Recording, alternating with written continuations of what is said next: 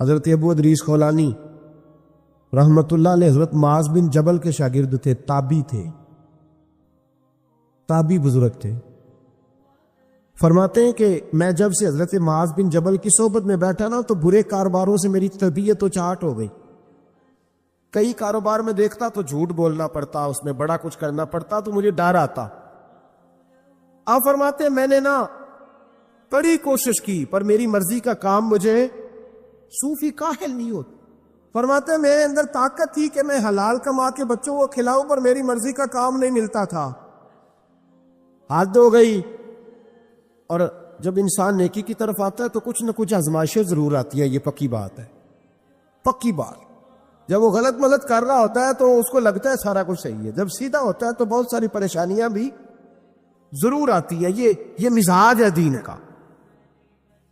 آپ فرماتے میں پریشان رہنے لگا، حالات خراب ہونے لگے، آزمائش سخت ہونے لگی، کاروبار بند ہو گیا، کام ہی کوئی نہیں ملتا تھا، میری بیوی ناراض رہنے لگی، ہلکا ہلکا تو اس نے مجھے کہنا شروع کیا، پھر جلال میں آ گیا، اور ایک دن مجھے کہنے لگی اگر آج نانا کچھ لے کے آئے تو بچے لے کے میکے چلی جاؤں گی۔ آپ فرماتے میں بڑا پریشان ہوا، نکل گیا فجر پڑھ کے کام کی تلاش میں نے ظہر تک تلاش کیا لیکن مجھے کام نہ ملا۔ آپ فرماتے نہر فرات کے کنارے تپتی ہوئی ریت پہ میں بیٹھا تھا تو میرے دل میں خیال آیا بندوں کی مزدوری نہیں ملتی تو آج اللہ کی نہ کر لے، آج اللہ کی مزدوری نہ کرے۔ آپ فرماتے میں نے گرم ریت سے تیمم کیا، وضو کیا وہی فرات، اور گرم ریت پہ کپڑا بچھایا تو نفل پڑھنے شروع کر دی، زور سے اثر تک نفل پڑھی، زور سے۔ چلے میں ایک دعا کرتا ہوں، آپ آمین کہنا، اللہ کرے کہ ہم مغرب کے بعد والے نفل پڑھنے شروع کر دیں۔ نبی کریم سید عالم صلی اللہ تعالی علیہ وآلہ وسلم کے غلاموں کا حال دیکھے، عبادت کا حال دیکھے۔ فرماتے میں نے کہا اللہ کی مزدوری کرے، زور سے اثر تک نفل پڑھے گرم ریت پہ، اور جب اثر ہوئی نا تو میں نے اپنے رومال میں نا تھوڑی سی ریت باندھی، گھر کی دیواریں چھوٹی چھوٹی تھی، میں نے کہا بیوی نے دیکھا نا خالی ہاتھ آیا ہے تو اندر سے شور کرے گی، اب صاحب بھی سنیں گے، تو چلو جب دیکھے گی نا رومال میں کچھ ہے حوصلہ کرے گی، جب اندر جاؤں گا تو سمجھا لوں گا۔ آپ مسکرا رہے ہیں نا ہلکا ہلکا، اس کا مطلب ہے ان باتوں میں کافی صداقت ہے۔ پرانے بزرگ کر گئے تو اس کا مطلب یہ ہے کہ ان میں بہرحال کافی حد تک صداقت ہے، یہ شور ہوتے رہتے۔ کہتے میں نے وہ کہا کہ چلو دور سے دیکھے گی تو گھر جا کے سمجھا لوں گا۔ آپ فرماتے پہلے میری بیوی دروازے پہ بیٹھی رہتی تھی، بچے بیٹھے رہتے تھے، منتظر ہوتے تھے کہ کچھ لے کے آئے، گھر میں فاقہ ہوتا۔ آج میں گیا تو شور ہی کوئی نہیں، کوئی شے نظر نہ آئی، وہ ریت سے بھرا ہوا میرا پلو میں نے دروازے کے ساتھ رکھا، اندر چلا گیا، بیوی کو آواز دی کہاں ہو؟ کہنے لگی منہ ہاتھ دھو لو، میں روٹی لے کے آئی۔ کہ حد ہو گئی، روٹی کدھر سے آئی؟ اس گھر میں تو فاقے تھے، کھانا کدھر سے آیا؟ کہتے روٹی لائی، سلاد بھی لائی، دودھ بھی لائی، اس زمانے میں جو نعمتیں تھی پھل بھی لائی، سارا آ گیا۔ میں نے گور کے دیکھا، میں نے کہا کدھر سے آیا یہ سارا کچھ؟ کہاں ہے بچے؟ کہنے لگی روٹی کھا کے باہر نکل گئے۔ میرے دل میں خیال آیا میری بیوی کا کردار تو چاند سے زیادہ اجلا ہے، تو یہ سارا کچھ کیسے آیا؟ میں نے کہا یہ کہاں سے آیا سارا کچھ؟ تو کہتی ہے میری طرف دیکھ کے کہنے لگی پتہ نہیں آج کس کریم کی مزدوری کرنے چلے گئے تھے، پتہ نہیں کس کریم کی مزدوری پہ چلے گئے تھے، زور ہوئی ہے تو اس نے اناج کی بوریاں بھیجی ہے، چاول بھیجے ہیں، پھل بھیجے ہیں، اتنا کچھ بھیجا ہے کہ میرے گھر میں رکھنے کو جگہ ہی کوئی نہیں۔ یہ کہتے کہتے اٹھی اور کہنے لگی پہلے ہی بڑا آیا تھا، اب اور کیا لائے ہو؟ آپ فرماتے میں سکتے میں تھا، اس نے جا کے میرا رومال جو کھولا، میں ریت لایا تھا، رب کریم نے ہیرے بلا دیے، وہ ہیرے بن گئے۔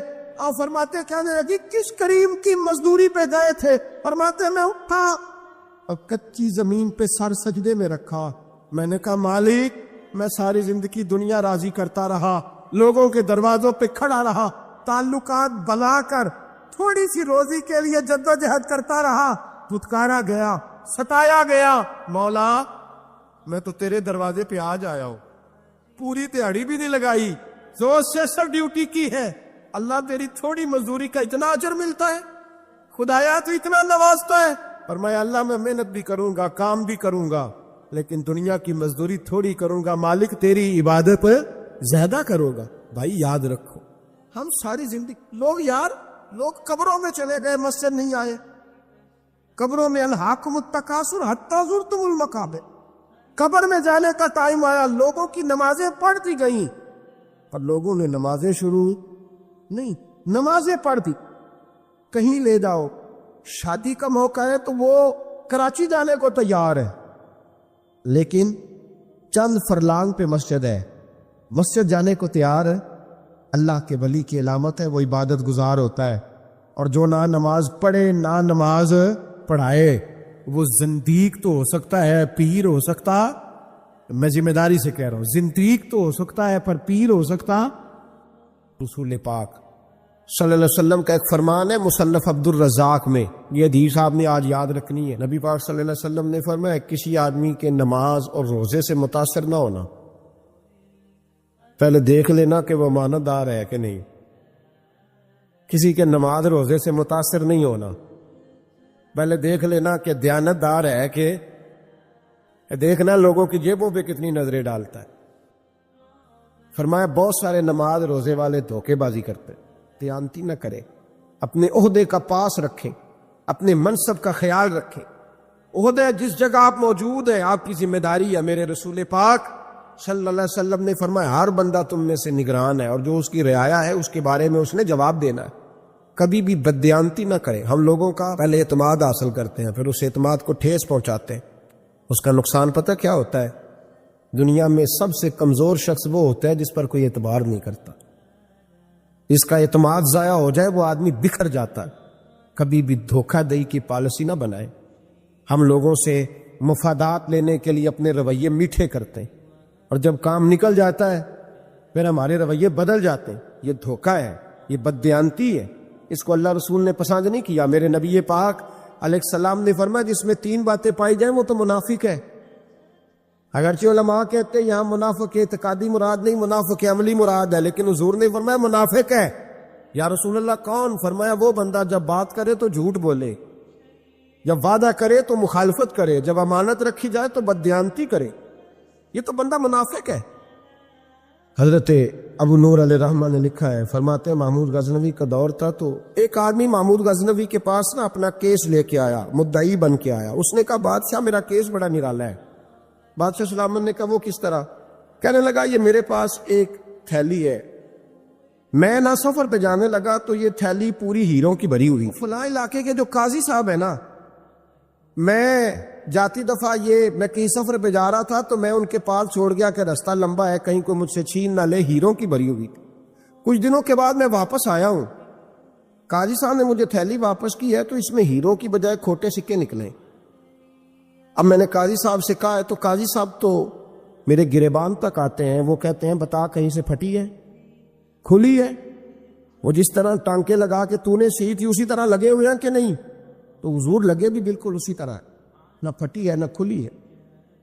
اب میں لٹ گیا ہوں, میری کل عمر کی کمائی ضائع ہو گئی, کھوٹے سکے کہاں اور ہیرے کہاں؟ تو مہربانی کرے. اور میں آپ کی بارگاہ میں اللہ رسول کے نام پر حلف دیتا ہوں کہ میں ہوں بالکل سچا. محمود غزنوی کہنے لگے تو جا, تھیلی چھوڑ جا, اور جب میں تجھے بلاؤں گا پھر دوبارہ آنا. وہ شخص چلا گیا. محمود غزنوی اٹھے, دربار برخاست کیا, لوگوں سے کہنے لگے چلے جاؤ میں 3 دن کے لیے سیر کرنے جا رہا ہوں, 3 دن کے بعد لوٹوں گا. اکیلے جب رہ گئے نا محمود دربار میں تو محبوب نے چھری منگائی. وہ جس تخت پہ بیٹھتے تھے وہاں گدا بچھا ہوا تھا, یہ گدا پڑا ہے نا, گدا بچھا ہوا. تو محمود نے چھری کے ساتھ اس کو پھاڑ ڈالا اور چھری جیب میں رکھی نکل گئے. کہنے لگے میرے بعد کوئی میرے دربار والے احاطے میں داخل نہ ہو. محمود چلے گئے. اب وہ صفائی کرنے والا جب آیا نا, اس نے آ کے دیکھا تو گدا تو پھٹا ہوا ہے. اس نے شور ڈال دیا, پہرے دار بھی آ گئے, فلاں صاحب بھی آ گئے, فلاں صاحب. اس نے کہا او خدا کے بندو, اس کا گدا پھٹ گیا ہے, وہ تو مار ڈالے گا. اس نے کہا تھا سوائے صفائی اور نگرانی والے کے دوسرا آئے کوئی نہ, اور یہاں آیا بھی کوئی نہیں. پہلے دن ہی پھٹا ہوا ہے تو لٹکا دے گا سب کو, کیا کرے؟ شور ہو گیا, سارے دربار کے ملازمین اکٹھے ہو گئے. ایک بندہ بولا, کہنے لگا فکر نہ کرو, میں کیسے بندے کو جانتا ہوں, اس طرح سیے گا کہ جس نے پھاڑا ہوگا اسے بھی پتہ نہیں چلے گا کہاں سے پھٹا تھا. ایسا بہترین رفو کرے گا کہ پتہ بھی. اس نے کہا یار ہم سارے ایک ایک مہینے کی تنخواہ دیتے, تو بندہ بلا. وہ بلا لیا اس کو, اس کا نام محمد رفو گر تھا. وہ آیا, اس کو گدا دکھایا, اس کا یار اس طرح سینہ پتہ نہ چلے. اس نے کہا فکر ہی نہ کرو, میں بڑا کاریگر ہوں. بڑے بڑے کاریگر لوگ نہیں ہمارے ملک میں پائے جاتے, کوئی نشان چھوڑتے ہیں پیچھے. بڑے کاریگر یا پیسے ہونے چاہیے, بڑے بڑے کاریگر بندے. آپ یقین کریں ایسا ایسا فلسفہ. یہ عمرہ عبادت ہے نا, سرکار دو عالم صلی اللہ علیہ وسلم کی بارگاہ کی حاضری بڑی نعمت ہے نا. تو سعودی گورنمنٹ نے پابندی لگا دی. خیر ان کی بھی زیادتی ہے, اس طرح کی پابندیاں شریعت اسلامیہ میں جائز نہیں. اللہ کے گھر مسلمان جب چاہے جا سکتا ہے, لیکن وہ کہتے ہیں یہ 2000 ریال دے جس نے 2 سال بعد بھی آنا ہے. انہوں نے پابندی لگائی تو ہمارے ایجنٹوں نے بھی کئی خاص ٹریننگ حاصل کی ہوئی ہے, پتہ نہیں کہاں سے سیکھ کے آئے, انہوں نے بھی رستہ نکال لیا. ایک سال سے میں نے کہا کہ جناب وہ 2000 ریال لگ گیا تو کیا کرنا ہے؟ کہنے کوئی مسئلہ نہیں, پاسپورٹ نواں بنوا لو. گنجائش ہے, یعنی ہر شے کا حل ہے. اور میں نے کہا یار اب عمرہ کرنے جاتے وقت بھی بندہ دھوکہ دے کے جائے, اللہ کے گھر جاتے وقت بھی اس طرح کی حرکت کرے, کیا حال ہو گئے. ہر چیز کا لوگوں نے حل نکال لیا, ہر چیز کا لوگوں نے سٹائل بنا لی. ایسا نہ کریں, یہ درست نہیں. احمد رفو گر کہنے لگا اس طرح سیوں گا کہ پھاڑنے والے کو بھی پتہ نہیں. ان کا پیسے لے یار تو سی دے. اس نے سی دی, اگلے شام ہی لا کے بچھا دیا گدا. تیسرے دن بادشاہ سلامت آئے, آ کے پہلی نظر گدے پہ ڈالی. اس نے بلایا سب ملازمین کو, کہا کس نے سیا ہے؟ کہا جناب کیا ہوا؟ کہا یہ پھٹا ہوا تھا. کس نے؟ کہا نہیں پھٹا ہی نہیں. وہ کہنے لگے بنو بات میں خود پھاڑ کے گیا تھا. تو بتاؤ صحیح سیا کس نے ہے؟ کہا جناب آپ پھاڑ کے گئے تھے تو بتایا کیوں نہیں؟ فرمانے لگے اسی لیے تو بتایا نہیں تھا کہ تم خود تحقیق کر لو, بلاؤ بتاؤ سیا کس نے. تو بلا لیا, احمد رفو گر آ گیا. اس کو جب بلا کے سامنے بادشاہ کھڑا کیا, کہا بھائی تو نے سیا ہے؟ کہنے لگا حضور آپ کے سارے ملازم کٹھے ہو کے آئے تھے, میری غلطی کوئی نہیں. کہا نہیں یار تو بڑا کاریگر ہے, میں نے اپنے ہاتھ سے پھاڑا تھا پر مجھے بھی نہیں پتا چل رہا کہاں سے پھٹا تھا. اچھا یہ بتا یہ تھیلی جو ہے یہ بھی تو نے سی تھی؟ اس نے کہا جی آپ کے خادم کا ہی کارنامہ ہے. وہ فلانے علاقے کے قاضی صاحب آئے تھے, اس میں سے ہیرے نکال کے تو کھوٹے سکے بھرے تھے, تو مجھے بھی تھوڑا سا حصہ ملا تھا. محمود نے سارے گواہ بھی اکٹھے کر لیے, ثبوت بھی اکٹھے کر لیے. پھر قاضی کو بلایا, پہلے سارے ثبوت اور گواہ کیس حل کر لیا. پھر ہمارے ہاں یہ حال ہوتا ہے کہ مدعی 2-3 ہفتے کے بعد خود ہی ہاتھ باندھ جاتا ہے, کہنا تسی میری جان چھڈو, مجرم پھڑو پاوے نہ پھڑو. وہ کہتا ہے مجھے معافی دو, میں رہا. ظلم ہے نا, ظلم زیادتی ہے کہ جو بیچارہ اتنے سوال مجرم سے نہیں ہوتے جتنے مدعی سے ہوتے. آپ یقین کریں اتنے سوالات ہوتے, وہ بیچارہ ہنس جاتا ہے. یہ طریقہ درست نہیں. ایک لٹ گیا اور دوسرا طرح طرح کے سوالوں کے جواب دیتا پھر بیچارہ. سارے ثبوت اکٹھے کر کے قاضی صاحب کو بلایا تنہائی میں لے جا کے. محمود غزنوی نے کہا قاضی صاحب آپ سے غلطی ہو گئی, غریب آدمی تھا, وہ لٹ گیا ہے, اس نے تو بڑی مشکل سے کچھ ہیرے جمع کیے تھے اور اس کی کل کائنات تھی, تو آپ اس کا مال اسے دے دیں. بات ختم. قاضی صاحب کہنے لگے آپ مجھ پہ الزام لگا رہے ہیں, سوال ہی نہیں پیدا ہوتا. آپ میری داڑھی دیکھیں, آپ میرا اعزاز دیکھیں, دنیا جانتی ہے میں اس کا. قاضی صاحب انسان بھول ہی جاتا ہے, بندہ بھول جاتا ہے, غلطی ہوگی, مال نے کہا نہیں سب. کہا میں تنہائی میں پوچھ رہا ہوں, میں اس وقت پوچھ رہا ہوں جب دوسرا موجود کوئی نہیں. آج توبہ کر لے, میں کچھ نہیں کہوں گا, تو میری زبان پہ اعتبار کر, تجھے پتہ ہے میں جو کہتا ہوں اس پہ عمل بھی کرتا ہوں, باز آ جا. پر قاضی نے کہا نہیں میری غلطی کوئی نہیں. محمود نے پھر بھرے دربار میں بلا لیا, مجمع عام میں. مہلت کے دنوں میں جو توبہ کر لے وہ بچ جاتے, لیکن لوگ رسوائیوں کے دنوں میں پھر واپس لوٹتے ہیں اگلا گھر دیکھ کے, پھر حالات اور طرح کے ہو چکے ہوتے. جب بڑے دربار میں قاضی کو بلایا, بھائی تو مانتا ہے کہ نہیں؟ اس نے کہا نہیں. تو کہا بلاؤ احمد رفو گر کو. جب احمد رفو گر آیا تو بوڑھے قاضی کی ٹانگیں کانپنے لگی, جملے ٹوٹنے لگے, لفظ زمین پر گرنے لگے, بات صحیح نہیں ہوتی, زبان لڑکھڑانے لگی. محمود کہنے لگے قاضی میں نے تجھے کہا تھا وہاں مان جا بات, اب بھرے دربار میں بول. تو جب قاضی صاحب کی گردن خود بخود جھک گئی تو دنیا سمجھ گئی. کہا نکل جا میرے دربار سے. محمود بولے نکل جا, اتنی تجھے عزت دی, اتنی بڑی تنخواہ دی, قاضی بنایا, اور یہ چھوٹی سی رقم کے لیے, تھوڑی سی رقم کے لیے تو بددیانت ہو گیا, چل چلا جا نکل. قاضی دربار سے نکلا تو لوگ لعنتیں برسانے لگے. کل جو دکانیں چھوڑ کے سلوٹ کرنے آتے تھے وہ کہنے لگے اس کی عمر دیکھو, اس کے کام دیکھو. دیکھو اس نے کیا کیا. گھر گیا, بچے جن کے لیے پاپ کمایا تھا, جنہاں لی تو پاپ کمائے ہن کتھے نہیں ہو تیرے کر دے. اور بچے کہنے لگے ابا جی ہم تو سکول مدرسہ جانے کے قابل نہیں رہے. امید تھی کہ بیوی ساتھ دے گی. وہ کہنے لگی میں میکے کیسے جاؤں گی, گلی کی عورتیں طرح طرح کی باتیں بناتی ہیں. اور بھائی کامیابیوں کے بڑے سربراہ ہوتے ہیں, کوئی کامیاب ہو جائے تو سارے کہتے ہیں میری سپورٹ سے ہوا ہے. ناکامیاں ہمیشہ یتیم ہوتی ہیں, ناکامیوں کا کوئی سربراہ نہیں ہوتا. جب تک تو قاضی تھا تو بڑے بات تھی, ہر بندہ کہتا تھا رشتہ دار ہے. رسوائی ہو گئی تو وہ تیری آنکھ ہو یا سنگ ملامت کی چبھن, کون پہنچا ہے میرے درد کی گہرائی تک. دور شہرت میں تو یاروں نے کیا یاد بہت, ساتھ آیا نہ کوئی کوچے رسوائی تک. اور میاں صاحب کہنے لگے ساری عمر ہی آٹا گد ہے, میں لکھاں کیتے نہیں پیڑے, اب وقت آیا ہی تے محمد بخشا کوئی نہیں ہو بیٹھا نیڑے.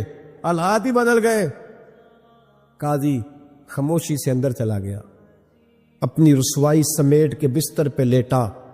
نہ روٹی کی بھوک لگی, نہ پانی کی پیاس لگی, نہ نیند آئی. ساری رات تڑپتا رہا. سویرے گھر والوں نے دروازہ کھولا تو روح پرواز کر گئی تھی, دنیا چھوڑ گیا. حضرت ابو نور علیہ رحمہ بولے, فرمانے لگے یاد رکھو کبھی بددیانتی نہ کرنا, کبھی. یہ تو محمود غزنوی کی عدالت تھی, قیامت میں رب کریم کی عدالت لگے گی. اور فرمایا وہاں تو گواہی دینے والا احمد رفو گر تھا, قیامت میں تو تمہارے اپنے ہاتھ پیر گواہیاں دیں گے, ہمارا اپنا وجود گواہی دے گا. اور فرمایا یہاں تو لانتے دنیا دار برساتے تھے, وہاں فرشتے ہوں گے. اور قاضی کو تو موت آ گئی تھی, قیامت میں تو دوبارہ موت بھی کوئی نہیں آئے گی, وہاں تو رہنا ہے اور سہنا ہے. بددیانتی معاشرے میں, اتنی بددیانتی ہر جگہ. اس معاشرے کا بھی کچھ بنے گا جہاں دوائی بھی خالص نہ ملے, یا دوائی میں بھی بددیانتی ہو. لوگ اپنے بچے کو آکسفورڈ یونیورسٹی میں پڑھانے کے لیے غریبوں کے بچوں کے رگوں میں جو دوائی اتارے وہ بھی 2 نمبر. اتنا بڑا بھی کوئی بددیانت معاشرہ ہوتا ہے کہ لوگ یہاں تک دھندا کریں, یہاں تک کہ لوگ لوگوں کی زندگیوں سے کھیل جائیں اور ہمیں احساس تک نہ ہو کہ کوئی مر جائے گا, کوئی ڈوب جائے گا, کیا بنے گا. اور جس نے وہ رجسٹر کی دوائی کی, اس نے 2-4 لاکھ روپیہ لیا اور اس نے یہ نہیں سوچا کتنے انسان میری وجہ سے مریں گے. قتل صرف یہ تو نہیں ہوتا گولی مار کے مار دینا, لوگوں کی زندگیوں سے لوگ کھیل جاتے ہیں, لوگ تباہی کر جاتے ہیں. بخاری مسلم میں ایک حدیث ہے جس کو پڑھ کے انسان بار بار سوچنے پہ مجبور ہو جاتا ہے کہ اس طرح بھی ہوتا ہے. حضرت انس بن مالک رضی اللہ تعالیٰ عنہ ارشاد فرماتے ہیں ہم سب حضور کی بارگاہ میں بیٹھے تھے, بخاری مسلم ہے. نبی پاک علیہ السلام تشریف فرما تھے, حضور کی عادت مبارکہ تھی جہاں موقع آیا حضور بیٹھ گئے. حضور زمین پہ جلوہ فراز تھے. صحابہ کرام نے سوال پوچھنے شروع کیے, یہ بھی بتائیں یہ بھی بتائیں. کچھ نوجوان تھے, انہوں نے کچھ سوالات شروع کیے, انہوں نے بہت زیادہ سوالات کیے کثرت سے. تو حضرت انس بن مالک رضی اللہ تعالیٰ عنہ فرماتے ہیں بہت سوالات, جب زیادہ سوال ہو گئے نا, اللہ کے رسول صلی اللہ علیہ وسلم اٹھ کے نا ممبر پہ بیٹھ گئے. فرمایا پوچھو جو تمہارا جی چاہتا ہے میں بتاؤں گا, پوچھو, کرو سوال کرو. ایک شخص نے اٹھ کے عرض کی یا رسول اللہ میرا باپ کون ہے؟ فرمایا حذیفہ. 2 لوگ اور اٹھے, یا رسول اللہ ہمیں لوگ تانے دیتے ہمارا باپ. فرمایا تمہارا باپ وہی ہے جس کی طرف تم منسوب ہو.